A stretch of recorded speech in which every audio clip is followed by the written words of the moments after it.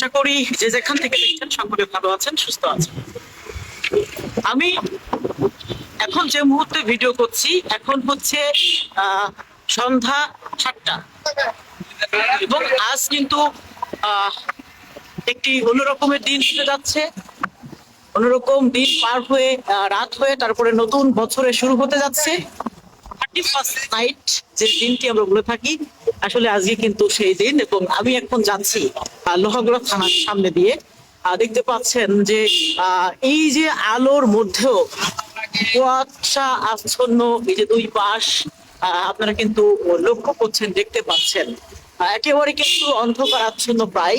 কারণ এই যে এতটা কুয়াশা এবং মানে আমি যদি বলি এবং ভুল যদি না হয় তাহলে নড়াইলে এই যে কয়েকদিনের মধ্যে এই যে 3-4 দিন যাবত অনেক শৈত্যপ্রবাহ অনেক বেশি।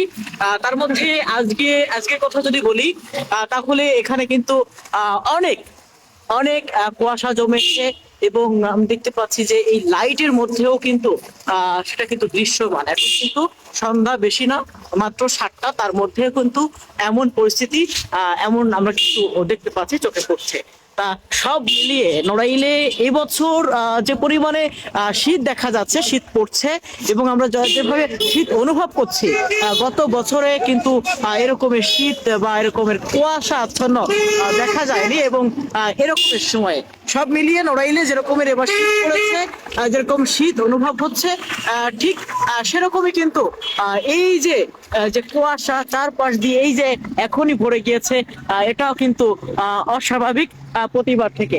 তা সব মিলিয়ে এই যে আমি দেখার চেষ্টা করছিলাম, দেখতে পাচ্ছেন এখন কিন্তু আমি আছি নড়াইলের লোহাগড়া উপজেলার লক্ষ্মীপাশা যে সিএনজি স্ট্যান্ড রয়েছে তার এই পাশে। এবং দেখতে পাচ্ছেন, আমি যদি একটু জুম করে দেখানোর চেষ্টা করি, দেখতে পাচ্ছেন এই দেখুন একেবারে মনে হচ্ছে যে কুয়াশার বৃষ্টি পড়ছে, তেমনই কিন্তু এখন অবস্থা। এবং সব মিলিয়ে নড়াইলের 4-5 দিনের যে সত্য প্রবাহ, আসলে এটা কিন্তু গত বছর বা বিগত বছরগুলোর তুলনায় অনেকটাই বেশি।